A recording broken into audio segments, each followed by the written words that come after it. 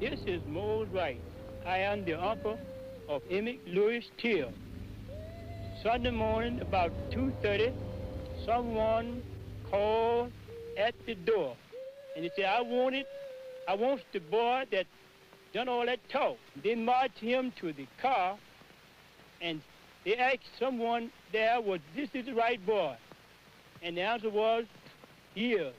And they drove toward money. Boy was so badly damaged that we couldn't hardly just tell who he was, but he happened to have on a ring with his initial, and that cleared it up. I believe that the whole United States is mourning with me. And if the death of my son can mean something to the other unfortunate people all over the world, then for him to have died a hero would mean more to me than for him just to have died. They turned the corner, they were surrounded by 40 young white men with bats, knives, and even guns. 3 shots rang out. My son was struck by all 3 shots. No one would have ever heard of Yusuf Hawkins had we not marched and agitated. The 3 police officers facing felony criminal charges were among a group of 15 who stopped a 25-year-old black man last Saturday night, then beat him, kicked him, and clubbed him, unaware that an amateur photographer was recording the incident on videotape.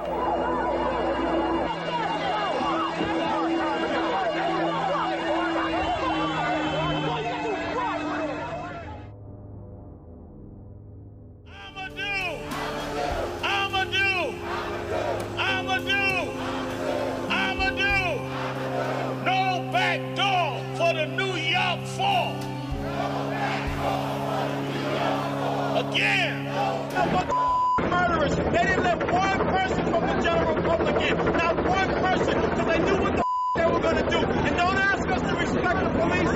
Don't ask us to respect the criminal justice system, because they were guilty as hell. That grand jury testimony said they were guilty. They didn't see a hand. So how could they say there was a weapon involved? They're murderers, criminals, and they're going to rot in hell where they belong. In hell. The criminal justice system is bull in America. They don't give a about minorities' lives.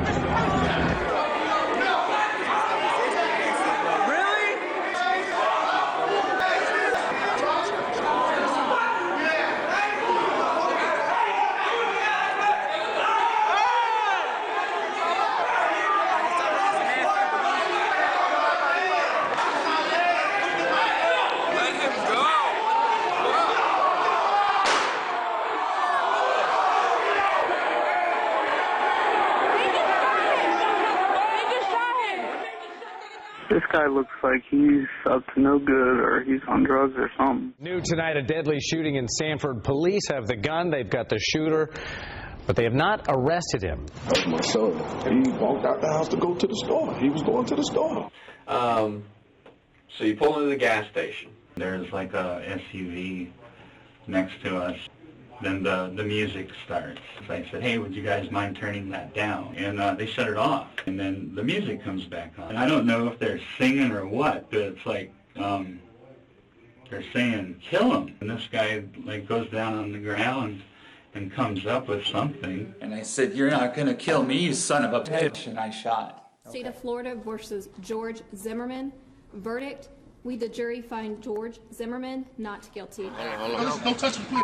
Came over. Not touch me. Put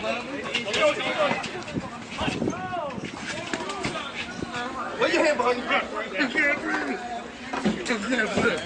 I can't breathe. I can't breathe. I can't breathe. I can't breathe. I can't breathe. Back up and get on that step. Okay. Dead body. Live from Ferguson. They just killed this for no reason. For no reason.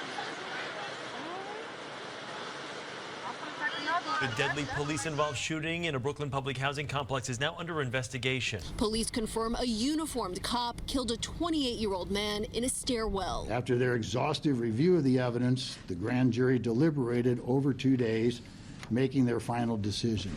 They determined that no probable cause exists to file any charge against Officer Wilson and returned a no true bill on each of the 5 indictments.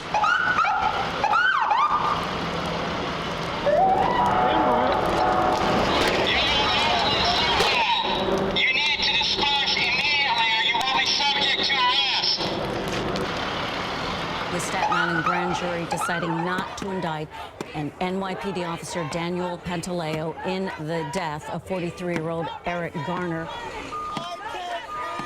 1 minute Ferguson, next minute New York, next minute Cleveland. No, we gonna bring Ferguson, Cleveland, and all of New York to the nation's capital. That's right. To say enough is enough.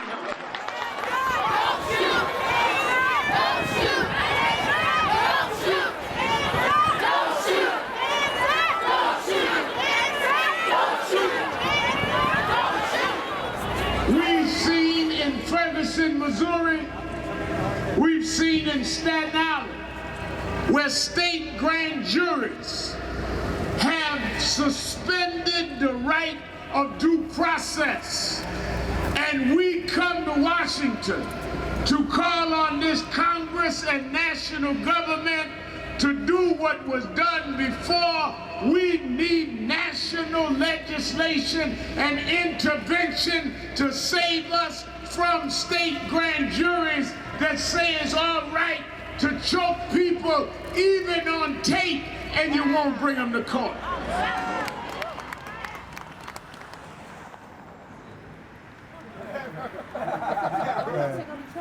Right. So I just wanted to say, first and foremost, thank you all for coming here. Like, this was an amazing crew from all across the country that are doing just great work. And so really excited to be here with all of you to talk through what's next. I think one thing that's important to give thanks to many folks at this table and who are on the list you all put together. Because, you know, Dante, you know, with Trayvon Martin and A Million Hoodies and Daniel Marie, you know, we met through Trayvon in 2012 when Jasiri put out a record. You know, as Opal said, you know, Black Lives Matter is not a new thing. We often get criticized as folks who have been organizing as, like, you know, are we going to be around? Like, are we in it for the long haul? Well, all of us at this table and all of us who are on that list are friends and colleagues and family, and we've been doing this for a long time. So I think it's important to recognize and give thanks for folks who didn't get recognized when they're on the streets 2, 3, 4 years ago, when the media wasn't necessarily there, or there wasn't this new social media phenomenon. What about Mike Brown, you think, woke up a lot of people that were asleep to say, like, you know what, like, this has to change, this has to be different? The first word that came to mind was blatant. I guess how glaring it was, how undeniable. I think it's one thing to, you know, hear stories of death and then see the aftermath. I think the amount of time that Mike Brown was in the street, I mean, that's the one thing that I've always heard, you know, the amount of time that he was left in the street, that imprints people's psyche. And the fact that it happened in the summer, it was in August. There was a heat, you know, that was kind of melding with the concrete, right? So you just have an imprint that's very similar to the imprint that was left in the street. You know, to this day, it's like that blood doesn't wash away. And I think it had that same psychological and social and emotional imprint on people, that this was a message that we don't matter, you know, in a way that nothing else was. I can't think of anything sending that kind of message in such a profound way, because he was young, because he was headed to college. So all those things combined, and, you know, just the fact that there was no sense of immediacy to address what happened, you know, and I think that also sends a message of, we don't deserve answers, you know, we don't deserve a response to our rage, and even to this day, there's no accounting for that rage. One of the other things that made this incident of violence so egregious was, well, not even just egregious, but the fact that the people of Ferguson responded in the way that they did. I think that was the most harrowing, we were just all very heartened by the resilience and the resistance that we were seeing in the streets. And I think for all of us, and for many of us who even went to Ferguson, I think we were just like, yo, the people of this community, they're down. And they're not gonna stop. They're not gonna stop. They're gonna stay in the streets. And we have to be there with them. And I think when we saw the tear gas and the kind of brutality that was waged on folks who were exercising their First Amendment right to freedom of speech, to assemble, to be outraged, right? I think that one of the moments where everybody all across the country were captivated by the images and the Ustream and people who were tweeting and sharing the images and things like that. And we're like, we have to go. We never thought that the police treated black people in this way. We didn't see it with our own eyes, tanks and machine guns and police German Shepherds, but that was through social media. Before MSNBC and CNN and the mainstream folks showed up, it was folks on the ground. It was Janetta, it was Ashley, it was Tef Poe, it was Tori, it was all these folks on the ground who were just like, you know, it was Mike Brown's stepfather. That's the first image that I saw. In the cars coming, right? He said, you know, the police just executed my unarmed son. Yeah. And as a father, I was like, holy shit, I can't just keep driving. Yeah. I told my girl, you drive, let me see what the hell's going on in St. Louis before I even knew the name. Yeah. So I think for anyone to criticize social media, you know, I'm a firm believer, like, we're not in the business of judging one's conscience. If you come to the table and you tweet once, great. If you come to the table and you're there for 35 years, amazing. So like anything you can contribute to whatever, you know, is happening, I'm not one to judge it. So when I went there, you know, there was already people that, you know, because of social media, it was people that we interact with, talk to. I was there with David Banner, and the people coming around David Banner because of how he defended them. Yeah. Not just on social media, but in the media, on CNN. You know, he did a thing where he tweeted the names of victims of police brutality for like a day. That's all he did was tweet the names.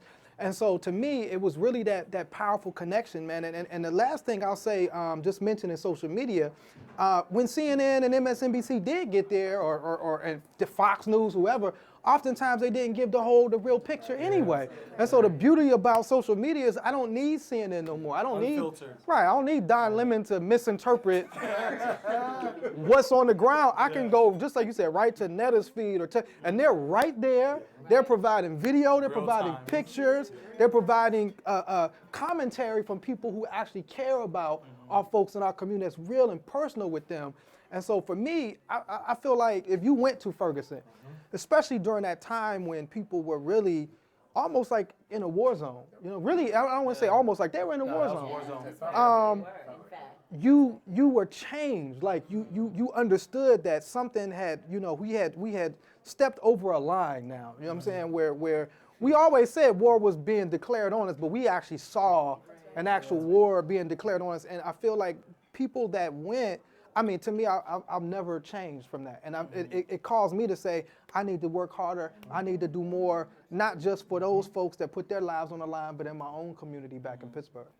You know, first of all, I think anyone who challenges social media at this point, and I think Michael said something that was really important, even if it's one tweet, it's just a distraction.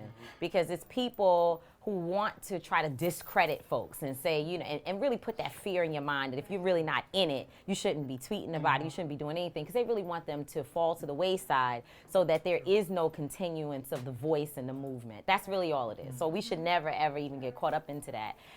You know, if I had social media when I was doing, you know, certain things, particularly I've been here since Amadou Diallo, Yusef Hawkins, you know, I've been in all types of cases. It certainly would have been a tool. You know, sometimes it's not as much of a tool because it can get watered down. You know, a few characters don't necessarily give you the whole story, whereas in the past, people were more involved and engaged in understanding the entire thing from beginning to end, the case and the situation, versus now where it's 120 characters, you get a quick snippet, and you may not know everything that you need to know in order to speak intelligently about the situation, you know, as it goes on. So it's a tool that I'm gonna say we need it regardless. We need it. It needs to continue, and we need to grow in being able to use it. There are some older activists that have to learn how to use it and understand the benefits of it, because, you know, you got some young folks out here who can be involved. And they need to be engaged, and that's where they are, period. When we see the relationship with social media, it's not so much different than how media and communications were playing a role in the 60s. I think we just need to figure out how to best use it and leverage it in our strategic ways. But I think we have a lot of opportunity to leverage that moment, and I think when we look at the killings today, this is not going to end. Like, we're going to keep seeing every 28 hours a black person is getting killed by a police officer, vigilante, or a security guard. But I think right now the question is, what are we going to do about that with that known fact that we're going to see this every single day on TV. Actually, in fact, another black person was killed in St. Louis today. So I think when we see this, how do we continue to provide a heartbeat to this movement? Because folks are going to keep getting agitated and pissed off, but we need to channel that into something. The whole Mike Brown situation, that's what got me revved up, really. I went down to Union Square and was waiting for the verdict. I had about 20 minutes to get there before they gave the verdict. I got there with 10 minutes left, and we were hearing left and right. They said no indictment. They said indictment. They said no. And it was a lot happening. Then finally we got the real verdict, and I just had to shed a couple of tears, because that moment for me was just like, that could have been my brother. That could have been me. And just to see to see everything happening, and to know that there was no justice served again and again and again and again. Here we are sitting, waiting. It was just very disheartening, and that's what got it moving, really. After that, I went home and made the Facebook page, because I didn't know what else to do. I didn't know who to call, who to reach out to, who could help me do anything. So I said the best thing I could do, look at situations like Arab Springs, or people coming together in Arab Springs in Egypt, or people coming together in Mexico after 20,000 people go missing. Why can't we do that here? We're so afraid, and we're so put off, and we're so deterred from making movements. I just felt like, why not now?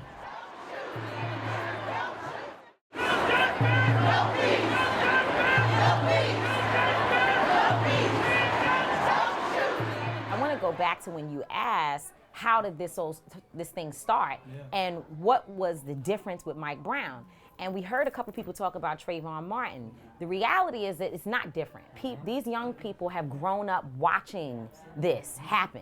And I believe Trayvon was the first, 1-2 punch. It was like, wow, can't believe it. And then George Zimmerman being acquitted was like, boom, boom, boom, And then there was Jordan Davis. They started to really pay attention. And then Renisha McBride. And there's been situation after situation. And I think when Mike Brown happened, it was just like, it. Like, that's it.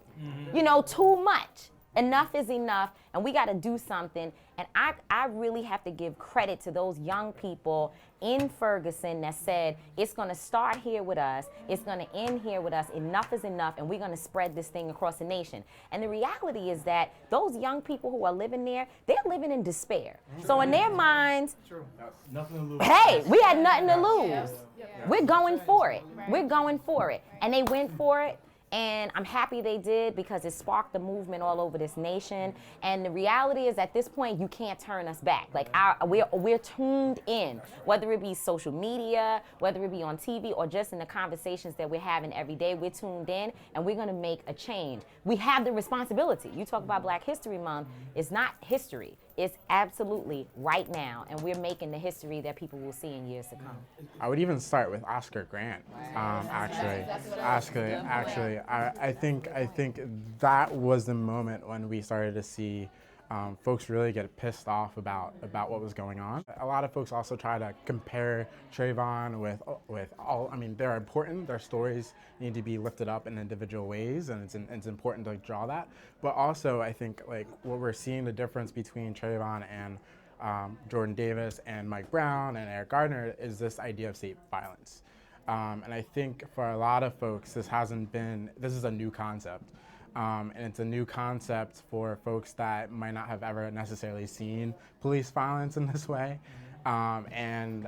We've seen, I think Color of Change has this number that we've seen more police killings and lynchings since Jim Crow lynching. So I think when we look at this has been an evolution of resistance for Black folk. Even with Rosa Parks, she wasn't the first person, but then it was why her that it sparked it. And so it sounds to me like it was a great combination of things, of an incident, of I think it was Franz Fanon said sometimes you just can't breathe, and so you just fed up. You could just be tired, at a certain point. That might have been it. I think it was combined with the prevalence of social media, as was talked about. So you had the Trayvon, you had the Oscar Grant. You didn't necessarily have the social media as quickly, and that was combined with imagery. So we had the images of him laying there, going through social media, it's faster than normally would happen. I think that combination of things just like kind of fueled it. And then we saw the overreaction of police to people who are mourning. You also saw that over social media. So I think that just sparked.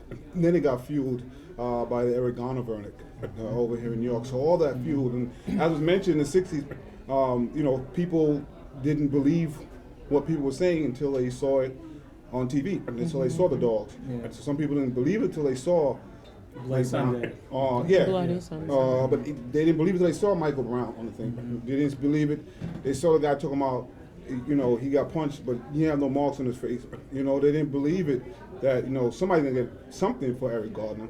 You can't have nothing, because we saw the whole thing on video. So that's like, whoa! Like, what I'm saying? People talk about this, but until you see it. And so I think that sparked it and that helped fuel it. I think it's going to be sustained, and it has to be a sustained pressure. We definitely won't win if it's not a sustained pressure. So all the people who are trying to push back on that, I think they're wrong. And I think being in the streets is part of that. None of this stuff has ever happened quietly, and it can't happen quietly. Nobody has ever pointed to something and say a great change happened here because someone asked, "Can you please change this?" or wrote a letter. Yeah, exactly. And, people have to be out pushing. You have to deal with the police issues, because the culture of police are definitely problematic. But we also have to deal with the other things that come along with that. And so many of these communities, most of these communities that I've ever seen that are dealing with over-policing or even dealing with gun violence, they're dealing with a whole host of issues that have been ignored for many, many years. And I believe it's because of the economic and the color of their skin. So whether it's housing, whether it's jobs they don't have, whether it's education. I'm not even talking about the education they get in the school. I'm talking about the school building itself, the books that they receive. So all of these things I'm hoping get kind of brought into the conversation, because if we just focus on the police culture, which we got to change, got to fix. But when we fix that and we don't fix this, we'll be back here. You can't do it by yourself, so you got to get involved with the people who are on the ground. And I think there's a disconnect there.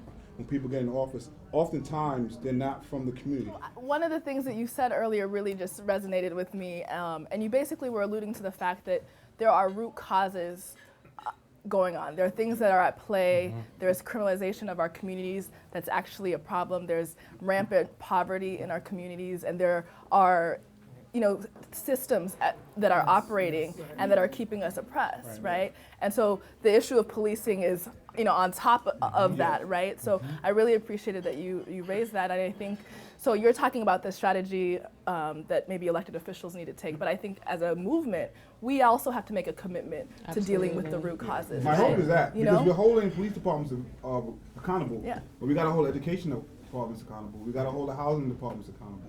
And when people talk about community policing, they usually don't know what that means. Like, people just throw it out as something we need. But in the real texture of it, police officers become problem solvers. They are connected to these other agencies, so that when you come out and there's a broken window, you might actually need somebody who's an architect to fix the window, as opposed to arresting the person that's going to make them mad and then spread the whole thing. So it's about having a police officer have a different role. You just don't got to arrest me because I'm black, whatever, or because that's the only tool that you have in your tool. But you should be able to call up someone from HPD. From HPD is housing in New York City, but call up somebody from housing, call up someone from DOE. Let's figure this thing out. Let's figure out what the problem is. And that's what really community policing is about. And I think if we can begin to push that, like, we'll make a lot of changes. In some ways. We need to expand the conversation around policing. It's not just about policing. We need to get deeper into what the issue is, what the problem is. So, like, when we have the movement chant of Black Lives Matter, which was founded by Opal and Patrice and Alicia, is like really answering this question: what does our communities look like when Black Lives Matter? And it's not just in a frame of policing, but in a frame of education and housing. So, like, when we say, what does Black Lives Matter look like when we have education access, when we have housing access? Because we tend to confine it into one little problem, and then we get like overwhelmed by other problems, and we just completely miss the mark. But in the context of this conversation, I think it's important, as we talked about social media and the access to social media. If we did not have the preservation of net neutrality, we would not have seen Ferguson in real time. We would not have seen. We would not have been able to organize around Trayvon Martin. Would not have been able to organize around Mike Brown and Eric Gardner, all these other cases, or Manisha McBride. So I think when we look at net neutrality and the open access to the internet, it helps Black people particularly counter narratives of the mass media, and also help to lift up our narratives when the mass media won't cover it. I do want to say, though, I think activists have to be proactive in, you know, in some ways monitoring the overuse of images. And I say that because I think that they're not having the same effects that they used to. I mean, there was a time when you couldn't have a picture of a dead body, you know, in the street, just shared throughout social media with people being offended and feeling that that was a dehumanizing act, right? It wasn't normal. There was nothing normalizing about disseminating images of dead bodies in the streets, right? So I say that to say, like, when we see images of lynching, something visceral still happens to this day, right? You know, there's no way that you see an image of a lynching without flinching, without being scared, but something is happening to this generation where they're consuming these images with no effect, right? And so I know where we are with these images, but I think for me, there's a concern about the younger generation and how we have to still nurture their sense of humanity, right? So, because social media has a way of kind of diluting humanity, where, say it again? Oversaturating, right. And so I say that to say, like, there's a way in which violence becomes normalized because of that, right? And it becomes harder to mobilize people to act because they've seen the images so many times, right? So in the same way that we want to protect the sharing of the information, it's what I do, so I'm 100% for it. At the same time, we have to be proactive about, you see this image, but let's talk about why it's harmful. You know, let's talk about why it's painful, why we can't see it without hurting, right? You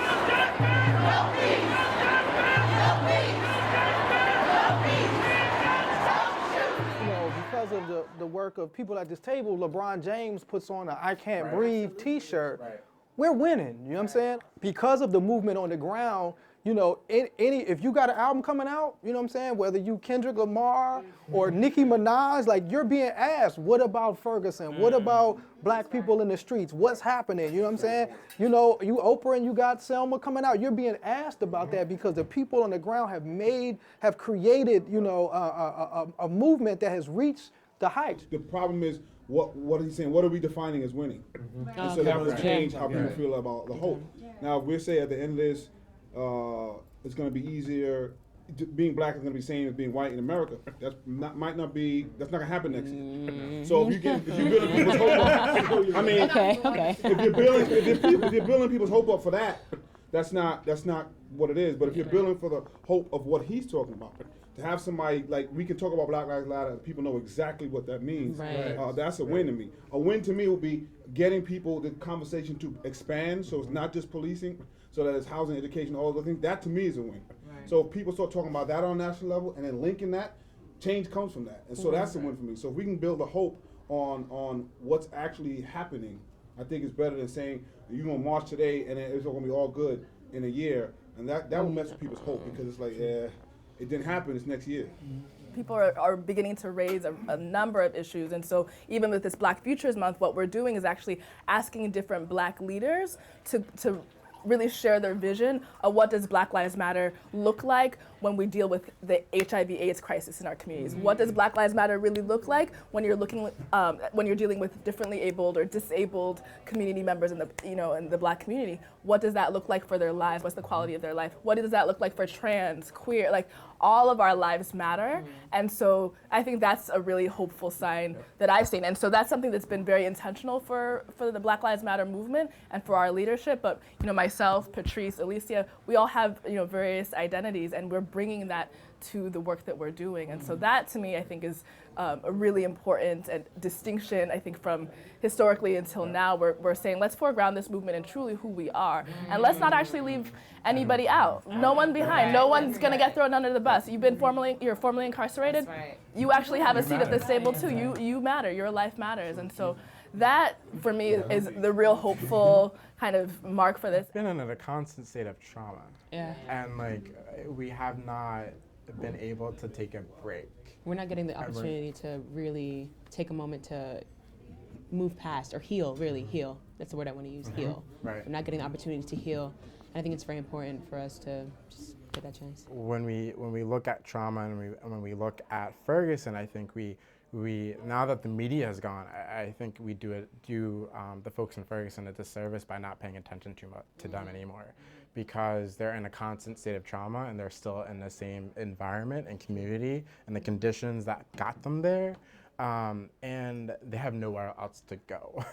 So I think, and I say this coming as a privileged person coming into Ferguson and then leaving Ferguson, but going into New York City and having machine guns at protest, but still, I think the same process is there. Is still being able, is having this idea of how do you feel safe in spaces, and we need to think about how we're creating spaces ourselves to make sure that our people are safe and are secure and are resilient. When I'm listening to this conversation tonight, it's like there's a fight for the humanization of a human, which is so backwards in 2015, right? And that when we talk about Oscar Grant, the last black child that we knew the name of was Emmett Till. Right.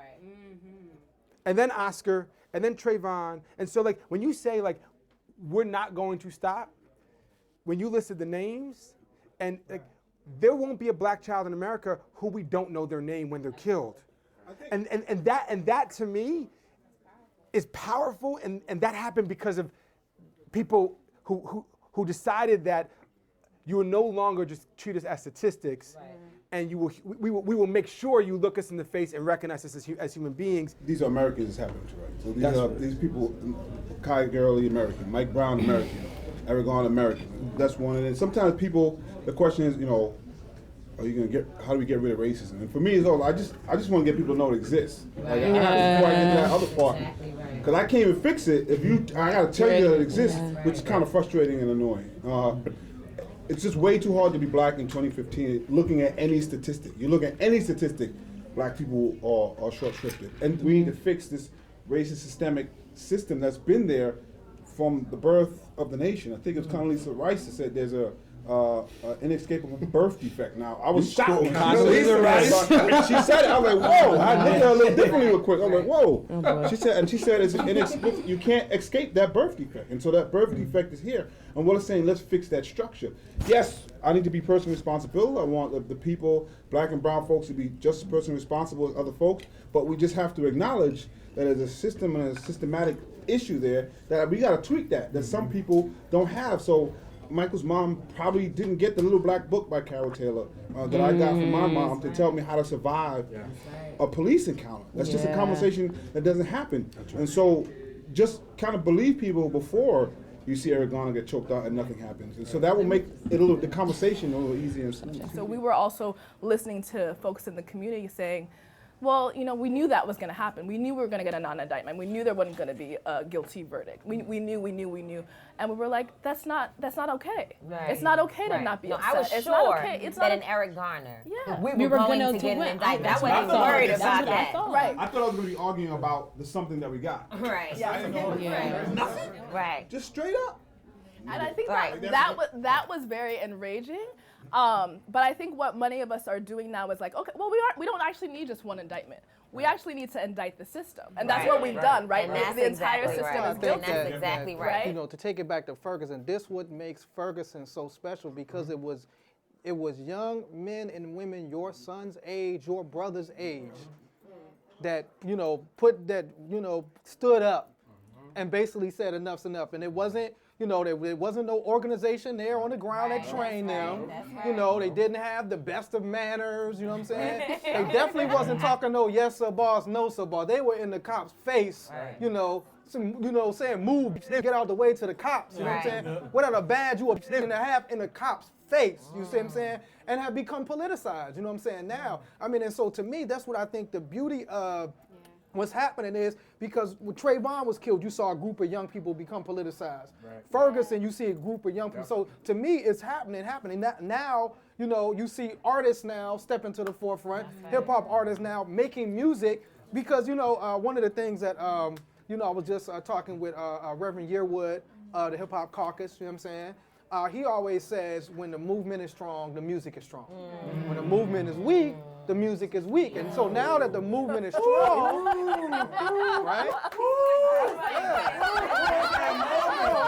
Oh, right? That's that moment right there. But then begin to listen. Look what's coming out. You know what I'm saying? When you listen to J. Cole, when you listen to Joey Badass, when you listen to these albums, right? You listen to D'Angelo, and you see D'Angelo on Saturday Night Live, and he has the chalk outline behind him, and the people are wearing the "I Can't Breathe" shirt. Like now, to me, like it's on now, and it's like because the young people on the street are saying, "No, this is what we want to hear." You know what I'm saying? It's about, why do you feel this way and how do you feel, and to express your thoughts, but also give them the ability and empower them to share their voice and for them to speak. And that's, to me, that's what social media is doing. A lot of them is getting on, so just like you said, you just filled it, you stepped into a space, it wasn't like when you put on the Million March New York that somebody was like, well, what is your resume, young lady? Well, how many activists? The city called Tamika and I, and they said, we don't know these people. Who are these people? We said, we don't know either, but we're following them. Whatever they're doing, we're following them. States. That's what they are. You know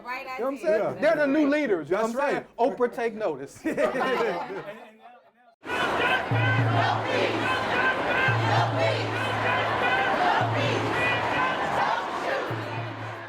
My question was always, when the commissioners of the agencies would come to me, so I would ask, are black and brown kids more prone to crime from birth? Oh my God. Or are they less educable? Oh my God. So it's either one answer, it's either yes or it's no. If you believe that they are, then that's a whole nother thing. But if you're saying they aren't, something else. then something is causing these statistics to be that way. Right. And why are we doing nothing about it? And that's what I'm on. Like, let's just look at the statistics. You call it by your race bait or whatever the hell you want to call them, which is stupid. You're talking about history and what it is right now. But look at the statistics. Explain that. You either believe that these people are prone to that, or something has created this generational thing to continue. We got to fix that. That's what I'm talking about. It's the But root. Councilman, I think what you point out was perception, the power of perception, right? Because the series spoke to the power of the music and the fact that the movement is birthing new music, right?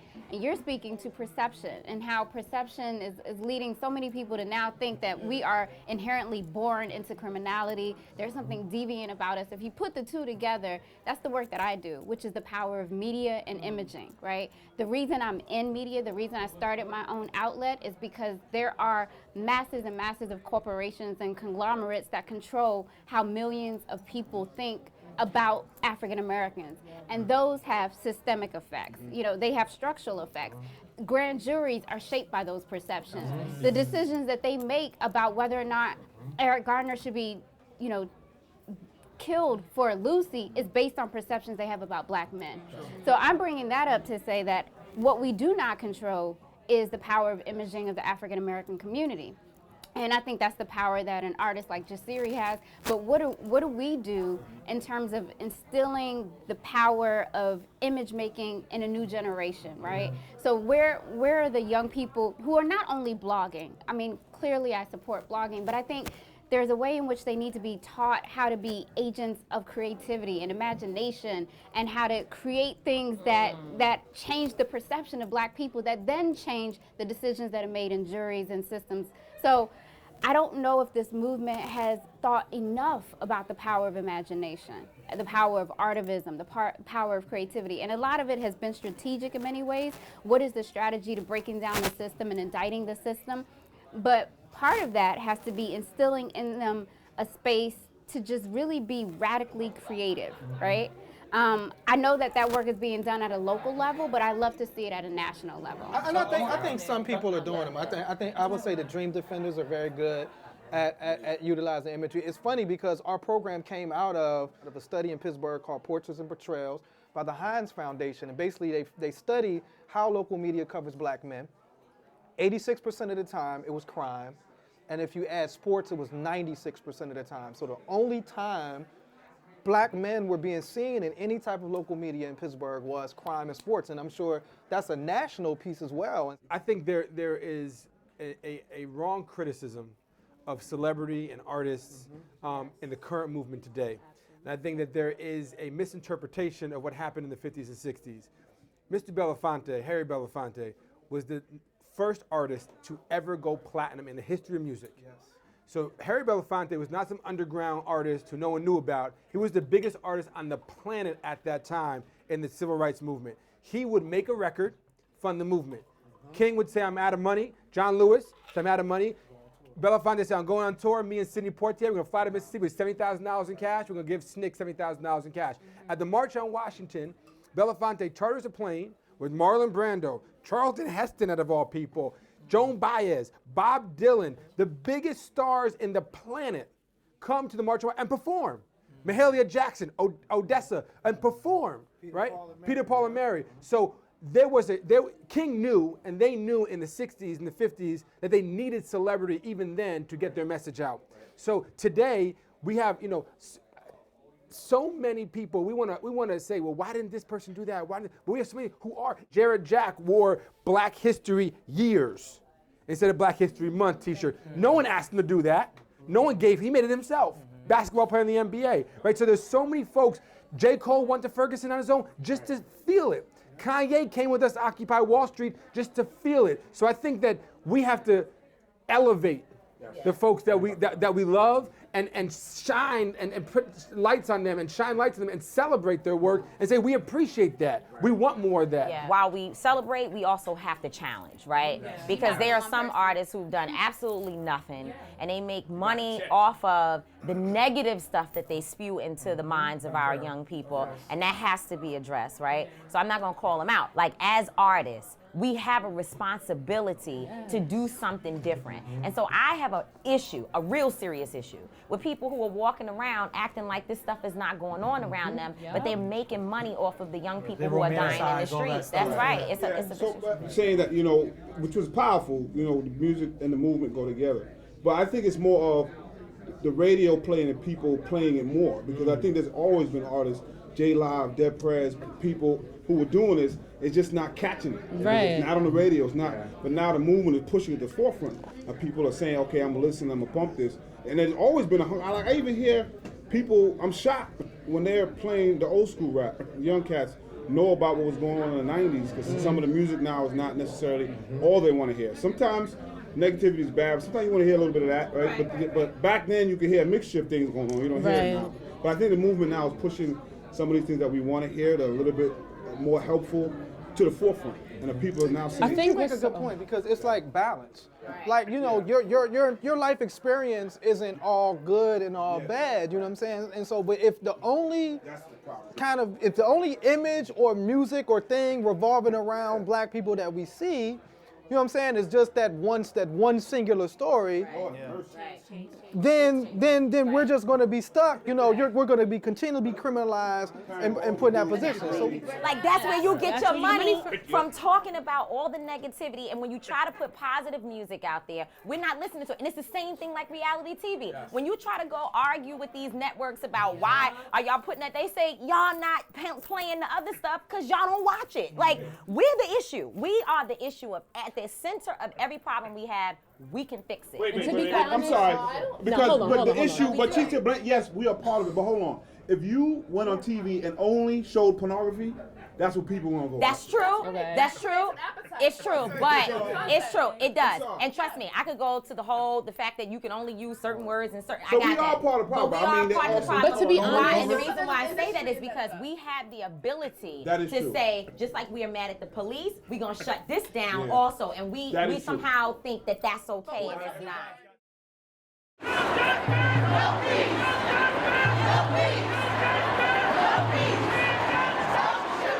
Everyone in this movement is multifaceted. We have people who are teaching young children. I teach kids, I teach them dance, and through dance I say, listen, have you heard about Mike Brown? Have you heard about Oscar Grant? You don't know? Let me tell you something, let me talk to you about it. Some of them know I have one kid who knows about Marcus Garvey. I don't know how he knows, but he knows. Why? Because his mother, that's what she instills in him. A lot of these kids don't have that, but we're here doing that. You're doing that, you're doing that, I'm doing that. We're all doing it. I think it's an important point for us to make as young people that we do not have a problem with an older generation, period. Everybody at this table, I can guarantee you, has a mentor, as Opal just mentioned, who's older than our parents, right? Who's taught us and trained us, and we still call and ask for advice, whether it's Mr. Belafonte or Tim Gubani, who's in my life, right? We have no issue with the older generation. I think what we have to recognize now, I don't want to out your age, but you know, Sinead and Umara, right? We never questioned their age as young people because John Lewis was 19 and Diane Nash was 22. You're right? 23. You're and 23, Mara's 19, who did a 50,000 person march in New York City and 60,000 person march in New York City, and we don't question. Million people. That's right. and the folks who were leading in the 50s and 60s were our age. Right? So, and they had elders who were challenging them. And so I think for me, I don't want to look at age and create something that doesn't exist. Whether Reverend Sharpton has said things or not, he's just one person. There's so many other people in this country who have influenced us and challenged us and inspired us.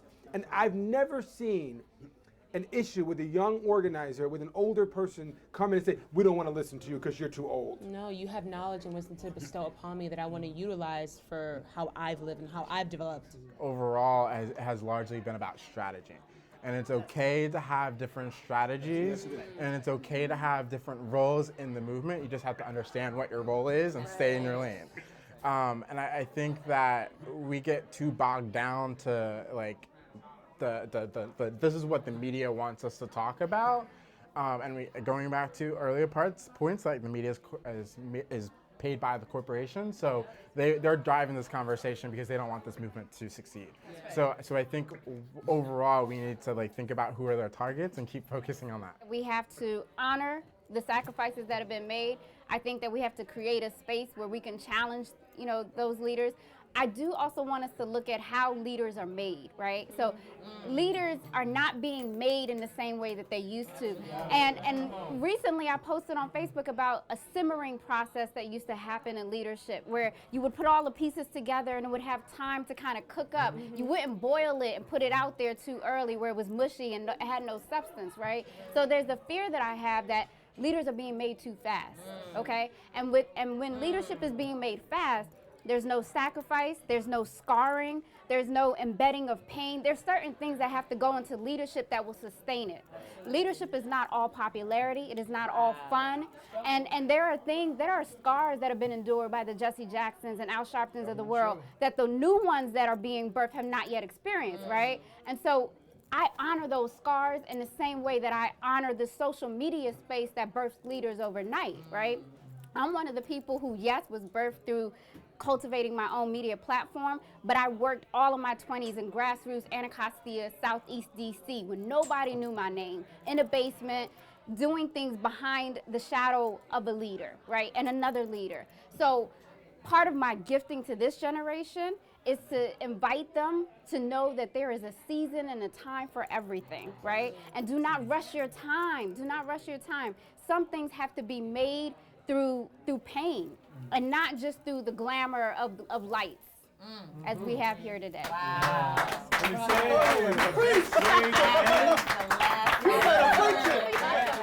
This is about everybody. This is about every generation, every race coming together saying that we have to have a justice system that holds everybody accountable. We don't all agree with each other.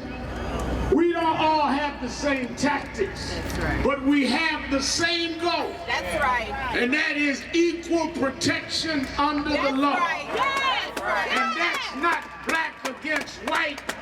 It's right against wrong. That's right. That's why whites and blacks are here together. Show the world today this is not a black march or white march.